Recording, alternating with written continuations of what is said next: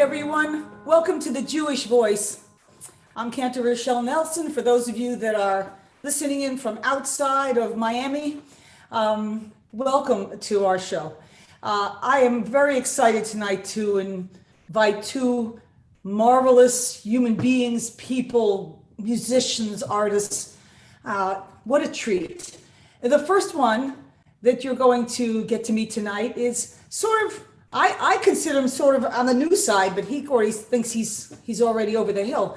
His name is Noam Katz. He's a rabbi. And Noam is a musician, composer, and a storyteller. He's a Jewish educator. He inspires Jewish and interfaith communities with his timeless melodies of peace, hope, and unity. Noam is one of the most exciting and influential voices in contemporary Jewish music. I was just playing a little piece, the beginning of a piece that our children often sing at the high holidays. It's a motto that goes, well, that's one of hundreds of Noam's pieces, but our kids love it. He's brought his high-flying energy and soulful melodies to Jewish and interfaith audiences across North America, Africa, and Israel. That's where that matovu influence is. Okay, so I want to welcome now Noam Katz, Rabbi Noam Katz. Hi, Rochelle. How are you? Good. How are you? Good. I'm so glad we made it happen after the little faux pas from a couple weeks ago. Yeah, it's sort of like you were on twice. It was really great. Exactly. Noam, we all need to learn a lot about you because for me as well. You're kind of your music's not new to me, but you are in so many ways. So tell us a little bit about your story, where you grew up, and how you got to where you got. Sure. Oh, I hope we have hours. No, I'll try to do the condensed version, which is difficult because, as you said, I am a rabbi, and so being rabbinically brief is a little bit of an oxymoron. I'm a Cantor, so I know how to interrupt, so it's not a problem. So I grew up actually in upstate New York, in Rochester, New York, with son of a father who's a rabbi, my dad, Rabbi Alan Katz, and my mother, Jan Katz, a distinguished Jewish educator who is 1 year away from getting her rabbinic ordination. So it's kind of turned into a family thing. And I spent many... Back up. Your mother's getting her? My mother next year will be ordained at 73 years young from the Hebrew Union College Jewish Institute of Religion. So we're just turning it into, as I said, a whole family thing. And my father just a month ago retired from his longtime pulpit in Rochester. So unbelievable story. Well, we're going to have to talk about that in a minute. Of course. Keep going. Okay. I grew up, my real home, or at least home away from home, was URJ Eisner Camp in the beautiful Berkshires, Great Barrington, Massachusetts. I spent many, many summers growing up as a kid, a camper, a counselor, all the way to being a head song leader. I served also for a couple of summers as the head of music at our Jewish teen leadership camp at Katz Camp in Warwick, New York. My journey took me from Boston to a lot of hometowns, Los Angeles, New York City, Mbale, Uganda, which maybe we'll get to in a little bit. I hope so. But for the last 10 years, I've called Toronto, Canada home. And I made Aliyah here, I like to say, about 10 years ago. And I serve as the Dean of Jewish Living at Canada's only Reformed Jewish day school called the Leo Beck Day School. All the while for about the past 20, 25 years, I've been making, composing, recording, and leading Jewish music. And so this is one of my passions, and I don't consider it a side hobby, but really just all part of my Rabbinate and my educatorate, and all the parts of what I do professionally. It's the part that I think that first ignited my passions and excited me about Judaism. And I've been lucky to be in this space for the better part of the last 25 years. Incredible. So why did you choose the Rabbinate when you could have just gone the way of Jewish educator? I thought you were going to ask me a different question about why not the Cantorate. So I knew I had to tread lightly. I don't blame you on that one. The truth of the matter is, I also did get my degree in Jewish education during my time at HUC in the midst of my rabbinic studies. And in the early 2000s, I had already released my first album called Rakia. I was already doing a fair bit of touring at different camps and congregations. And I really felt like I wanted the knowledge base. I was saying, if all these communities are bringing me and want to hear what I have to say and what I have to teach, I really want to make sure that I have the learning that can support and be the undercurrent for not only when I go and visit and travel to communities, but even in my own writing, in my own composition, in my own knowledge of our tradition. So I really went for that reason, and there were so many other things that I always loved doing, like leading services and worship, like being with people during important moments and milestones in their lives. And when I put it all together, it just felt like the Rabbinate seemed to embrace and incorporate so many of those different elements. And it does. It's wonderful. I have 10,000 questions, but I know everybody wants to hear you sing, so go ahead and sing something. Sure enough. Well, this is a tune. I'll start with something that's old for me. I wrote this about just over 10 years ago. It's a setting of Ufaratsta, about how God first makes this promise to Jacob, our ancestor, that Judaism is not going to just stop with him, but it will spread out. This is the good kind of spreading out Judaism and its teachings and its lessons through the generations. And I actually wrote this really dedicated to camp professionals and camp counselors whose influence and whose leadership and role modeling also has these ripple effects, kind of like concentric circles. And so with that in mind, I wrote this setting for Ufaratsta. It goes like this. May you always try to inspire, and may you always try to reach higher and higher. May you bring your goodness, may you bring peace. May you spread it from the west to the east. May you spread it from the north to the south. Anana, anana, anana, anana, anana,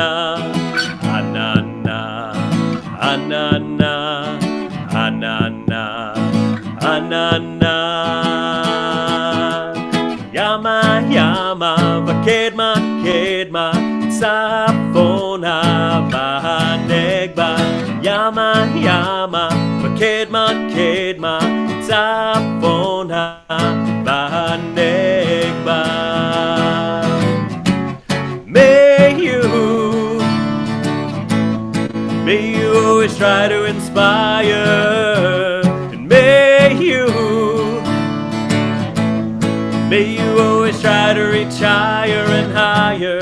May you bring your goodness and may you bring peace. May you spread it from the west to the east. May you spread it from the north to the south. Ufaratsta, Yama, Yama, Vakedma, Kedma, Zafona, Vahanegba, Yama, Yama, Kedma, Kedma, Zafona, Vahanegba. May you be a light that shines the way. May you be a blessing each and every day. May you let the laughter and love increase. May you spread it from the west to the east. May you spread it from the north to the south. Ufaratsta, come on if you can get it. Yama, Yama, Yama, Yama, Kedma, Kedma, Safona, Vahanegba, Yama, Yama, Kedma, Kedma, Safona, Vahanegba. Next, like a barbershop quartet, we can sing any harmony you can hear. It goes. Ufaratsta. That's it. Ufaratsta.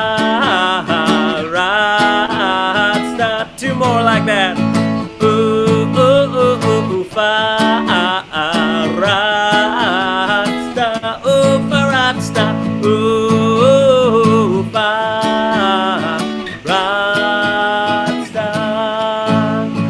Yama, yama, kedma, kedma, sapona vahanegma. Yama, yama, kedma, kedma, sapona vahanegma. Anana, anana, anana, anana, anana, anana, anana, anana. Wow. Is that in this book? That is in that book. That is the Noam Katz anthology that Transcontinental Press just put out about Right. 2 years ago.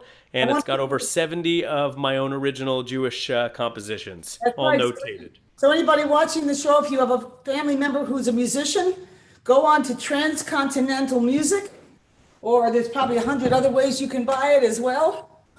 No, And probably not, but they have it both digitally and in hard copy. And I also it took time because I like to write in the back of the book. There's little kind of song annotations, a little behind the scenes about what the song is about, how you might use it as an educational resource, and what I was thinking and what the context was in which I wrote each of the pieces. oh, what a great piece. Every Jewish educator and every Jewish musician should have this anthology.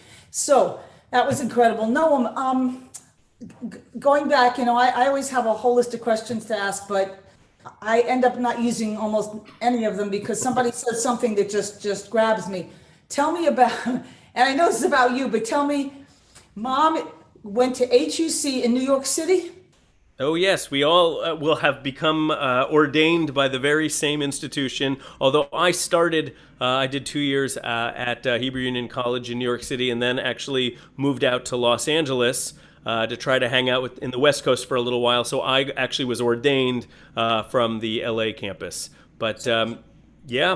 When I was in school, anybody over the age of like 50 wasn't even considered to be able to come into the school because, the school felt like, you're not going to be on a beamer very long, but 73 is now 53. So 20. What can I say? Jan Katz is very impressive. Anybody who knows her, as your next guest does, and my mom, it's an incredibly inspiring to all of us. She just is so thirsts for the learning, and we'll figure out how she wants to, use that ordination. And working really, really hard right now. So, God Mom, bless her. keep at it. That's a role model. Wow, that's incredible. Okay, so let me see what else I wanted to ask you about. So tell me how, since you are a Jewish educator, what has it been like for you? You're in Canada. When did school let out or whatever, and what have you been doing since then? Sure. Well, I would say virus. more of the interesting story is how we pivoted once sort of the pandemic hit, and we realized that this was going to be cause for everybody having to really stay safe and shelter in place. And so we actually, in March, when most of the bigger institutions and schools and shuls started shutting down, we went home and our school pivoted in one day.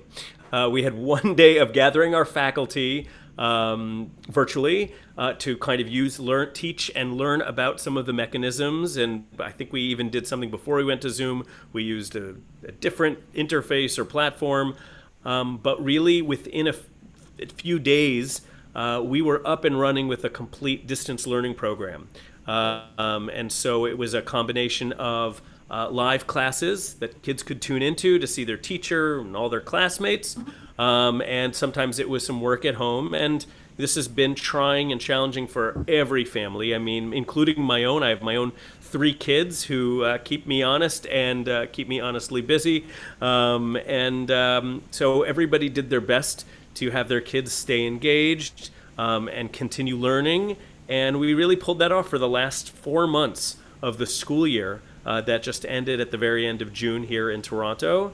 And since then, I won't say it's been, easy street, but we've had now a couple of weeks off from the daily classes and the daily lessons. And so more time outside. My kids are not, sadly, away at Jewish Summer Overnight Camp, which they had their hopes and hearts set on, as do I. I have spent most of the last 20 summers traveling to various different Jewish camps, mostly in the States, some here in Canada as a visiting, touring musician, artist, and educator in residence. And so for all of us, it's been very surreal, to say the least, but we're doing our best. We're trying to find activities and ways to, in our school, we're prepping and getting ready to figure out what school will look like come the fall, and it's going to look different, but we are trying to figure out ways in which we can still offer the best possible program to our families. Oh, beautiful.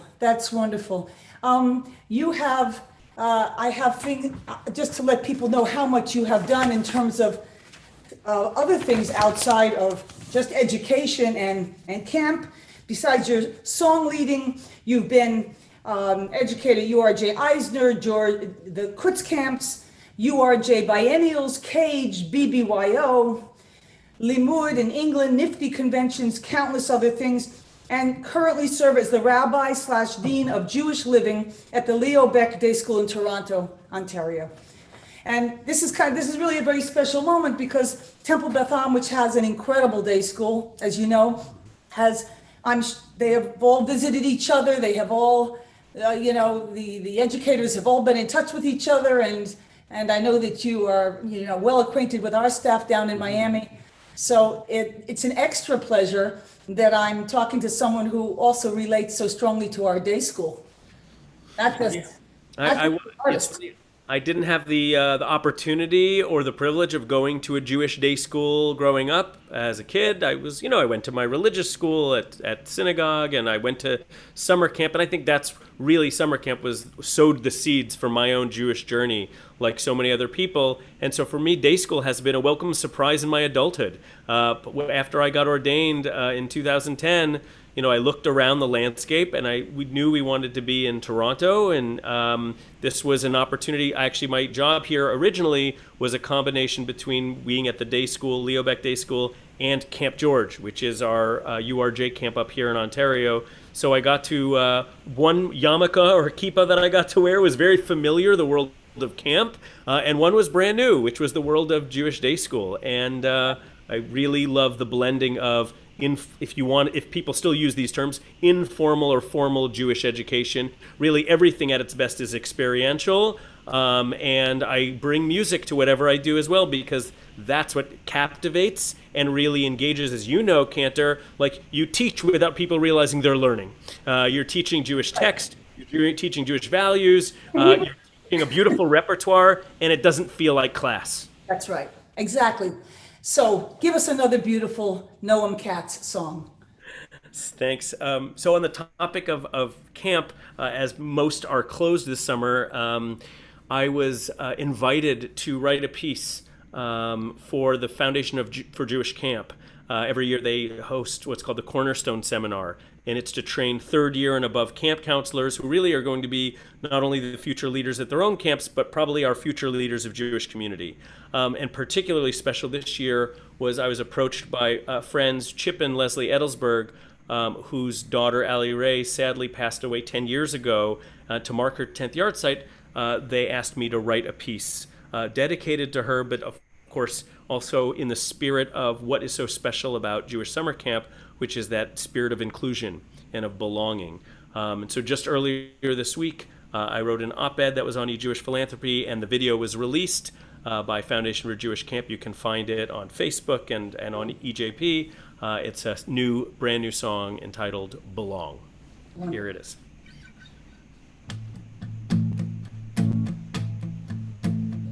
No matter who you are, no matter why you came here, no matter what brought you into this place, no matter who you are, no matter what's your story, no matter all the trials that you face, you are here, you are whole, you belong.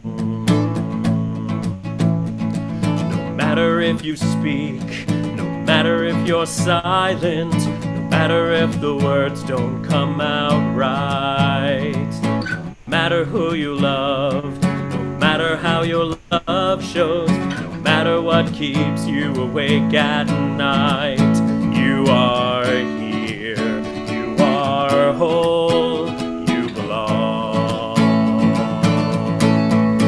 Ein echad mehen domeh lecha ve'iro. Ain't no one like you or me, but for us the world was created, and we belong. No matter what you seek, no matter who you pray to, no matter how the light shines on your skin, no matter how you move, no matter what moves through you, no matter how you let the light shine in, you are here, you are whole, and you belong. Ein echad mehen domeh lecha ve'iro. Ain't no one like you or me, but for us the world was created, and we belong. Here's your repeat part. You be strong, you belong. You can try that at home. You be strong, you belong, you belong.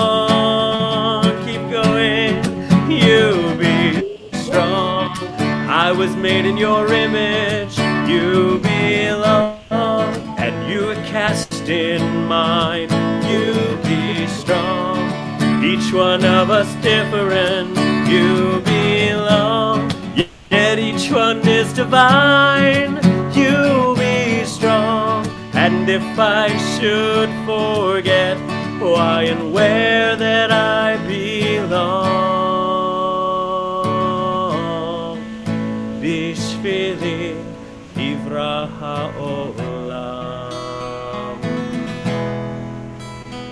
No matter who you are, no matter why you came here, no matter what brought you into this place, no matter who you are or who you are becoming, what matters, you are filled with love and grace.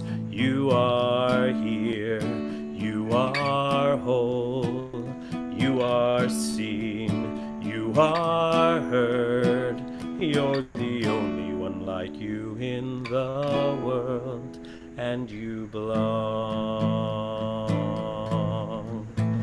You belong. We belong. Beautiful, beautiful. Before I introduce, let me see what time it is. Just one more thing before I ask you to move over for our next guest and then come back. Just tell me a little bit about Africa. How did you end up in Africa? Good question. So I first met a man named J.J. Keiki in Boston when I was living there in 2001.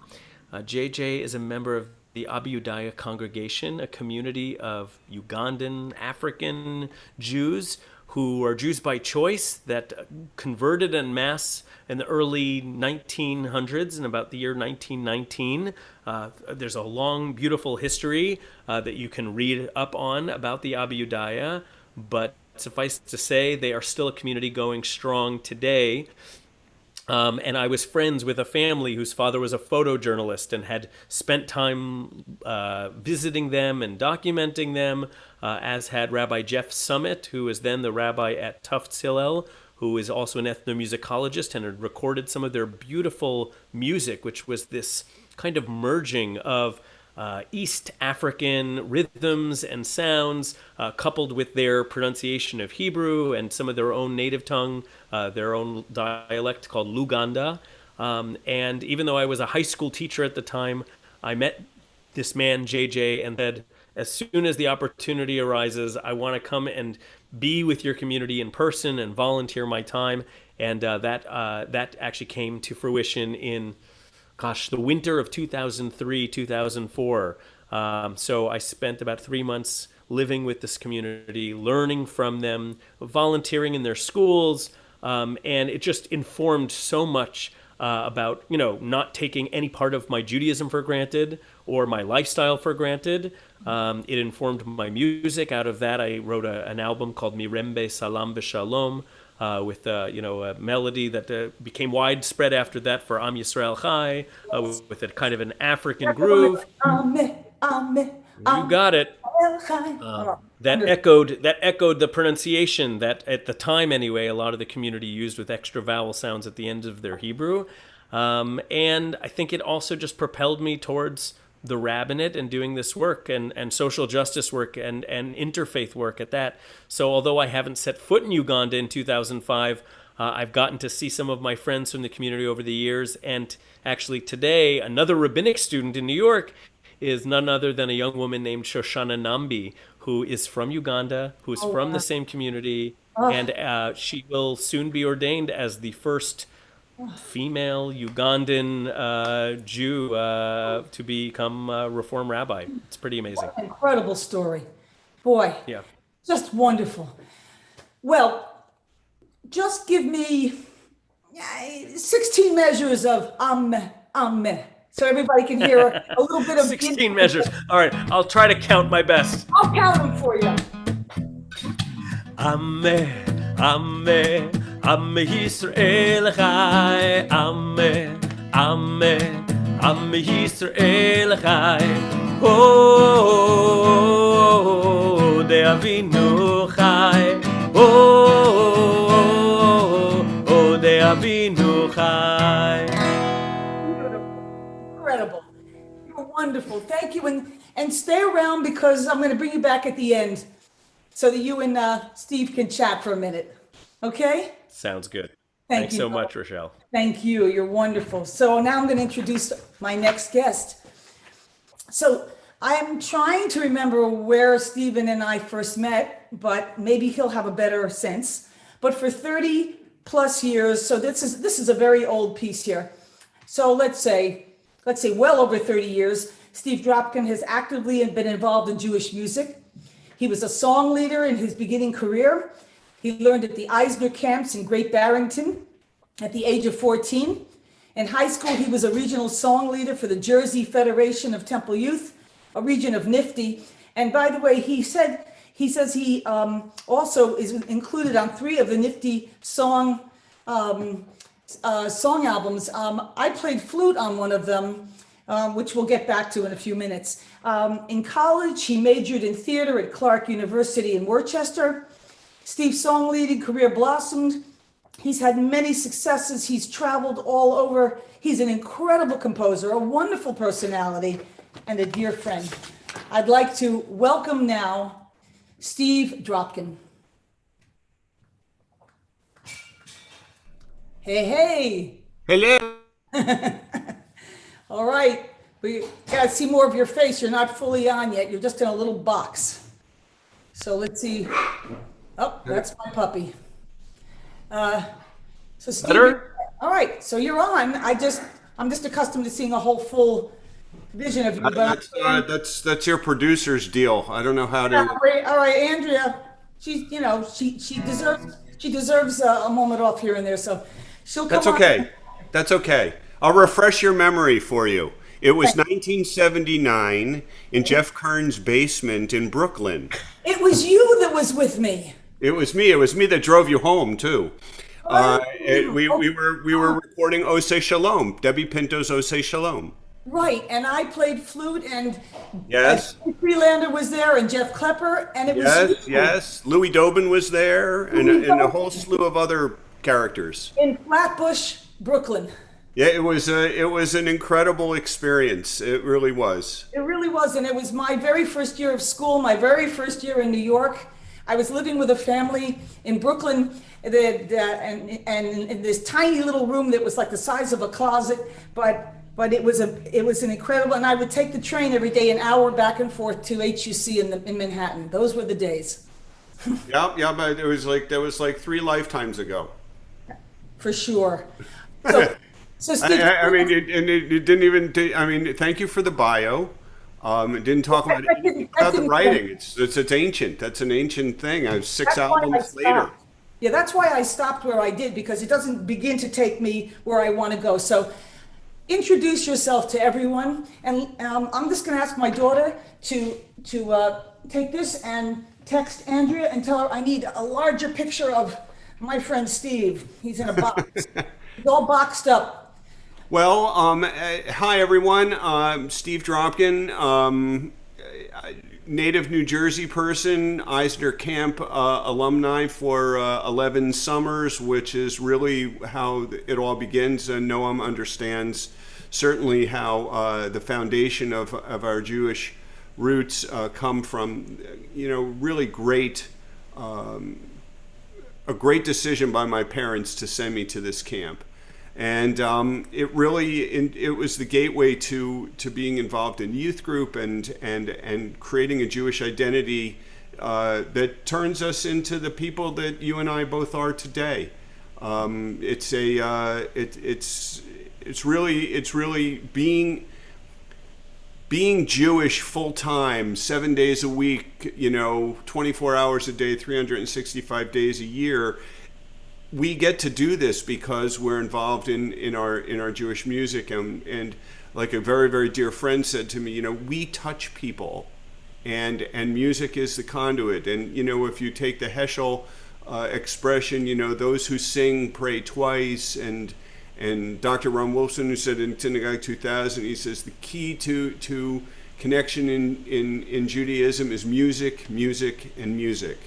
So these are the things that drove me, and I will tell you the pivotal moment of it all, with all that song leading and everything that happened into my mid-30s, really was in 1991 when I met Debbie Friedman. Wow. At a Cage convention at Hofstra University, and I watched her do her concert, and I realized 2 things. One was that it was more of a song session than it was a concert, even though it had monitors and microphones and speakers. But she held the room in the palm of her hand, and I looked at her and I said, I know how to do this, but I hadn't written any songs by which to make it all there. And my music mentor said, nobody is going to ever pay you to sing somebody else's music. And that motivated me to start writing my own music. And soon after writing Debbie, I wrote the first song I ever wrote, became one of the most popular songs in the movement. So,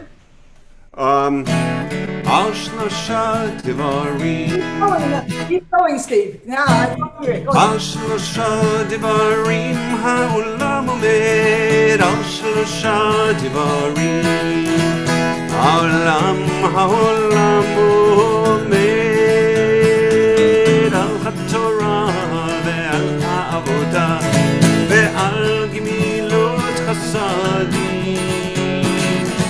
על התורה ועל העבודה ועל גמילות חסדים,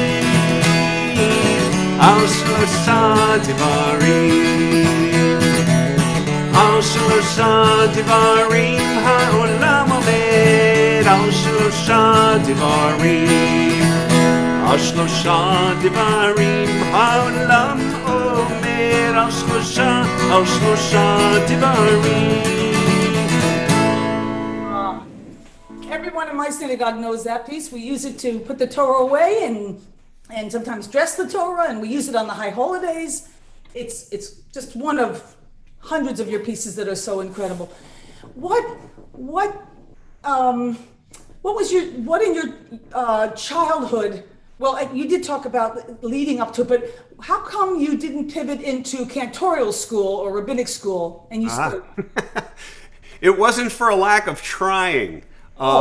The school and I were at the time. The school was still on 68th Street when when I Oh, explored it, right. and the way I can best say it was that HUC wasn't really ready for me, and I wasn't really ready for HUC. I can understand that Well, perfectly. there was they considered people that were interested in camp style music to be experimental at that Yes, point. and not on on a level high enough. Um, Well, Jeff was a student there. Jeff Klepper was a student. yeah, There but they was didn't like another the student but they didn't love the there, language stuff. and they felt that that was their they had addressed that aspect of it. And I was a kid. I mean, I was 21 years old, and I had made a decision that this is where I thought I wanted to go. And as I got more involved at traveling and then ultimately songwriting, I realized that I was fulfilling a very important role in Jewish music as well, and sharing music and the message of the power of Jewish music and the difference between singing songs and praying melodies through music. I mean, these were things that a lot of people just did not really truly understand. And it was a learning curve that I was learning along with them. You know, I was learning about what all this prayer was. You know, I set out to write three different types of songs. What I will call musical art songs, where I took either text or psalms or poems or something that was important thematically to me. Social justice music, which I think is a separate category all unto itself, and then liturgy, which I think is fascinating, and I think needs to continue to evolve musically, because we evolve as people, and the ability to connect and to build a bridge between what we used to call camp music and synagogue music, and make that bridge go in two directions without tolls. Okay, to write music that could live in both realms without having to ever say or label it as one type of music or another. And along the way, I had so many incredible opportunities. I went to Limud back in the mid '90s, and played at a number of biennials, and along with some amazing people, Havana Shira, and I think the coolest thing of all was being able to share my music with other cantors when I would lecture at HUC when I lived in New York, and as well as the chance and the amazing thing of having these things that I would invent in my living room or in my basement be published, and then everybody could have them, and they weren't my songs anymore; they were your songs. And you could Yes. do them the way that you felt. I mean, to get, there's two types of people, Rochelle, in the world. They're the givers and the takers. And 90% of the world, sadly, are takers, and 10% are givers. And the givers are having all the fun. The givers are having all the fun. And to be able to write even one song that people can share, it's incredible, because you have that chance to give something back to the world. It's unbelievable, the chance of artistry being able to give back. You know this. Your music is well known in the synagogue. You Thank know this. It is, and to be at a UJR biennial with 5,000 people and hear your song being sung and everyone know the melody, it's not so much the song being sung as knowing that everyone out there is singing it. What a Well, it's to feeling. find out, it's to go and meet somebody, for instance, while you're waiting online at Havana Shira to get your lunch, and somebody come up to you and say, "Steve, you don't know me, but I'm the cantor in Sao Paulo, Brazil, and every Friday night for the last 10 years we sing Hashkivenu Adonai." I Wow. mean, just things like that are just who Priceless. could imagine? Who could Priceless. imagine being able to do that? And then somebody else saying, "Oh, we do it in this congregation." Who has these opportunities, these Right. gifts? Steve, now, I have one songbook of yours from a long, long time ago. Did you ever create an anthology? I created a book that I sell online, actually, called Kabbalat Shabbat, which is all my music, I got to email it to you. Please. It's never really been well publicized. Because so much of my music is available in Transcon stuff. You know, I really know. I never found it to be as, I was very bad. I'm very good at writing songs. I'm very bad at PR. What can I Well, tell me you? too. Most artists are. Most artists So do that. there, That's not there it okay. is. I mean, you know, I'm just trying to,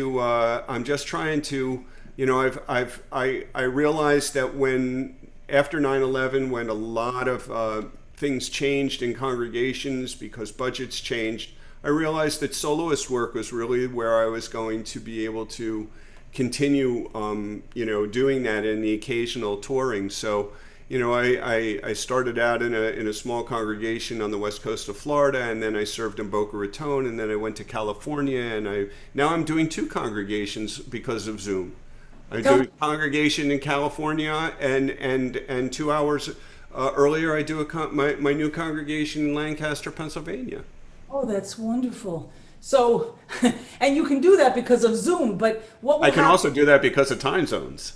Right, so what are you going to do once things get straightened out? Well, which one will Well, you be at? let's you know, one will have to, you know, California will have to be there because I've tried being in two places at one time, but it's very painful. Very, very painful. All right, so give us something beautiful, another one of a Steve Dropkin pieces. So, you know, a long time ago, my daughter came up to me and said, "How come you don't write, you know, really upbeat rock and roll things?" So this was something that was inspired by my daughter. I think it made it to one of the Ruach albums, maybe in a Nigun anthology too.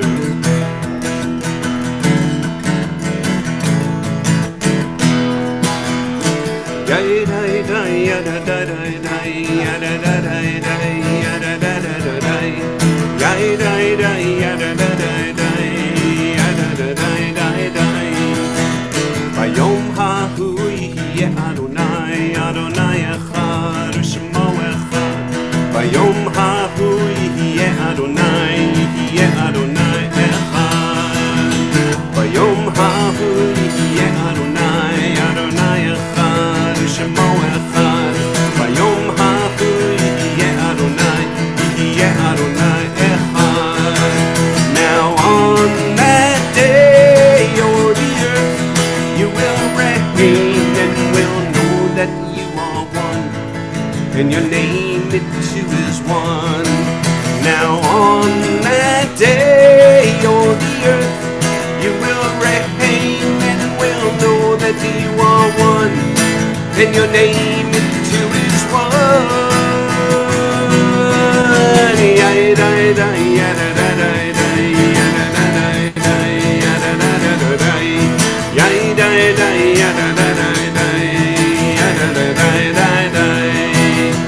ביום ההוא יהיה אדוני, אדוני אחד ושמו אחד. ביום ההוא יהיה אדוני, יהיה אדוני אחד.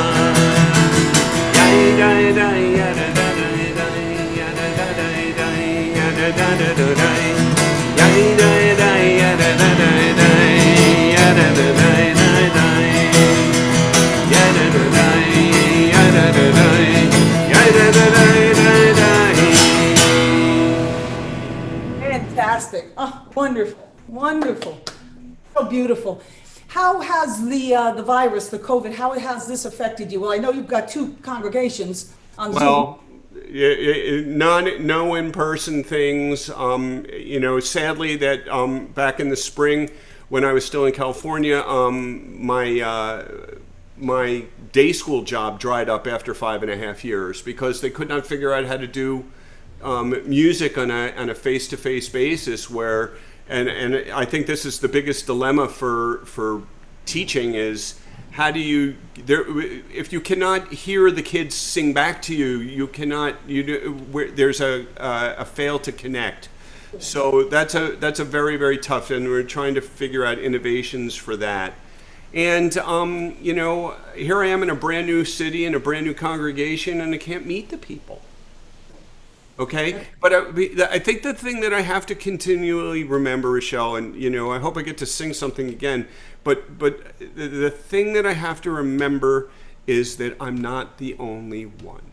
This Yes. is everybody thing. Everybody is struggling with this. We all are. I can't speak victimese about this, okay? Because everybody is struggling with this deal.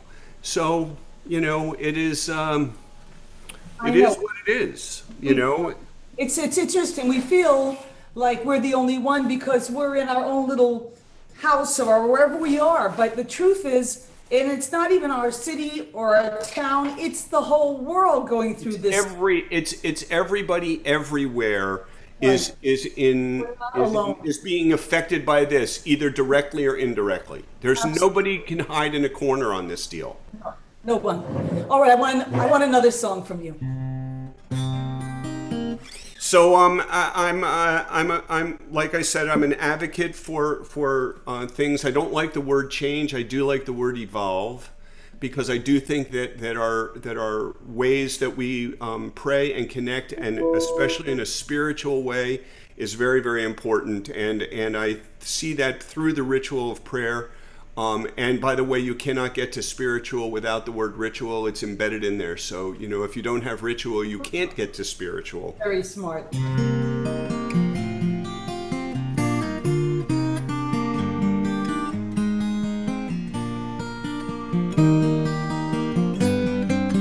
Shalom Aleichem, Malachei HaShoret, Malachei Elyon,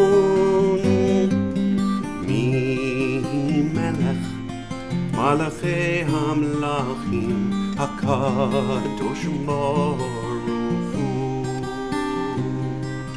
Boachem L'Shalom, Malachei HaShalom, Malachei Elyon, Melech, Malachei Hamlachim, HaKadosh Baruch Hu, Baruchuni L'Shalom, Malachei HaShalom, Malachei Elyon,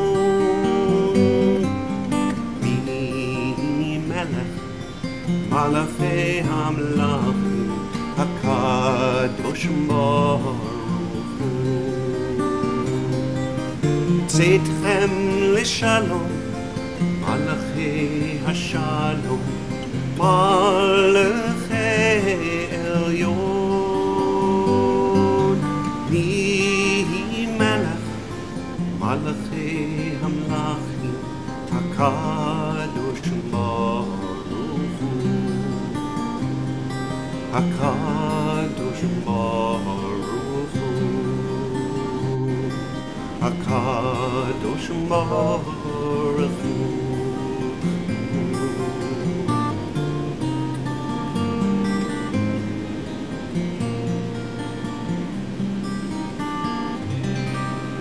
Absolutely gorgeous.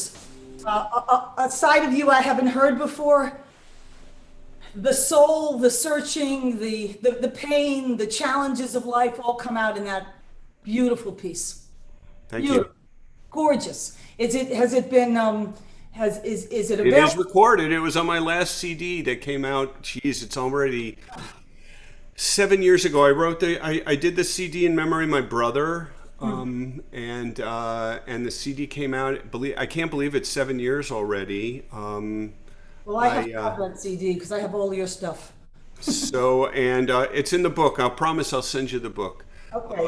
Yeah. There's a lot. It was written as a service piece, so it's I think it's important that we try and write music we collectively, the people who are writing music and even the new writers that honor the text, to lift the text up and make sure that the flow of the dance of the service is there and we can address it. And there's a lot of ways to do it. So it's like I haven't, even come close to cornering the market on good ideas. It's just that our job is to honor the text, because wherever you could go for services, the words in the book are going to be the same in the same order. But the music and how that's knitted together and the segues that we create and the flow, that's our job to inspire, almost to make myself almost invisible to the process and make it about the words on the page. Amen. And that's really what separates a composer from a Jewish composer, because when you are truly a Jewish composer, that means you really should know, but I hope understand the text. You won't want to write a Micha Mocha that is solemn and dark if you're talking about freedom. So and of course you have such tremendous knowledge, Steve. So it all pours through. And I want to thank you for sharing just a few of your diamonds today. Well, it's a thrill and an honor for you to ask. We've talked. I can't believe that you were. I kept thinking, who was I in that recording studio with when I was 20? I'll never tell. No, I'll tell you how old I was. I was. Let's see. I graduated. Let's see, 22. Wait a minute. I got 22. So what was I like? I was a senior in college. I was like 23, 24 years old, something like that. I think I was 20. I think I was 22. So 1979. I was 20. I think I was 22. It was like December. Wasn't it like cold? Wasn't it like December or something? There was snow. It was snow on the ground. Yes, unreal. All right, I'm going to bring back on Noam. Noam, come on with Steve so we can all say hello together. Hi there. Hello together. Hi there together. Guys, I remember the winter of '79 like yesterday. Be quiet. You little runt. I was a wee bit thing. Steve, I have a feeling like you knew me before I was around. Is it possible? I knew you when you were extremely, I was born at a very early age myself. Yeah. But I knew you at a very early age. You weren't even talking, you were barely walking. Yeah, well, I've made up for that. I understand. Not so much the walking, more the talking. I'm not being, very, very specific. But I do remember your parents were living in Greenhouse that summer. Oh, at Eisner. At Eisner, and I remember very, very well. Very, very well. I'm very thrilled to hear about your mom. That is so great. And please send your dad my love and regards.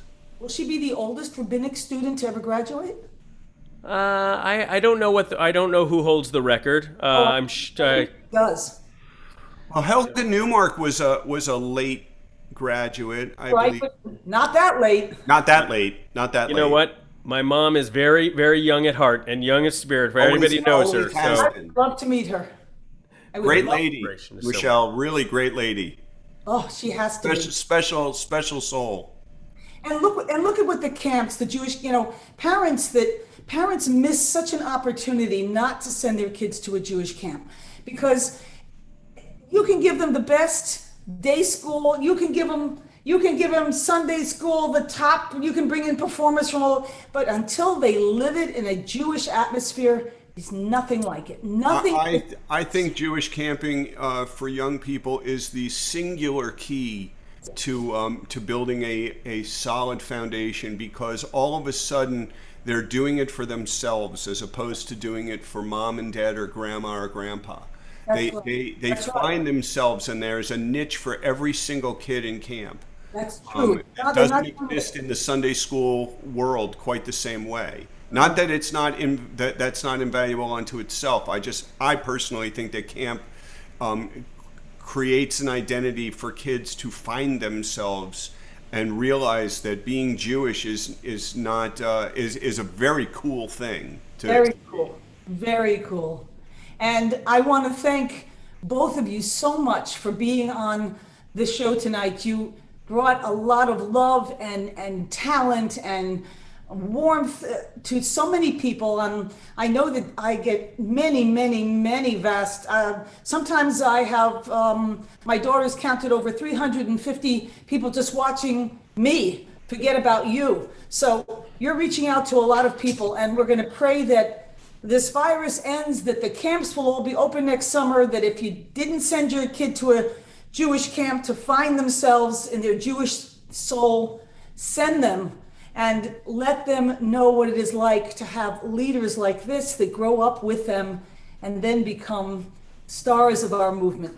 Thank you both so very much. Can I just tell Noam one thing? Yeah, I'm here for it. I taught Ufaratsta at VBS Day School in Encino to the kids, and it became so popular that they performed it in one of their Generations Day shows. Wow. Okay, a grade performed it. It was fully choreographed and everything.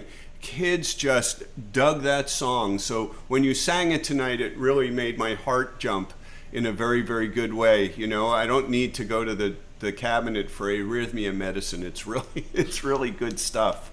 Thanks for writing a brilliant song. Yeah, that means so much, Steve. You're obviously always somebody who I've looked up to and have wanted to emulate, and that means so much coming from you. And maybe I should teach that song to my own day school, which I don't think I've done yet before. No, that song, you know, there are certain songs that just. Craig Talman said something to me once a long, long time ago. He said, "A good song never goes out of style."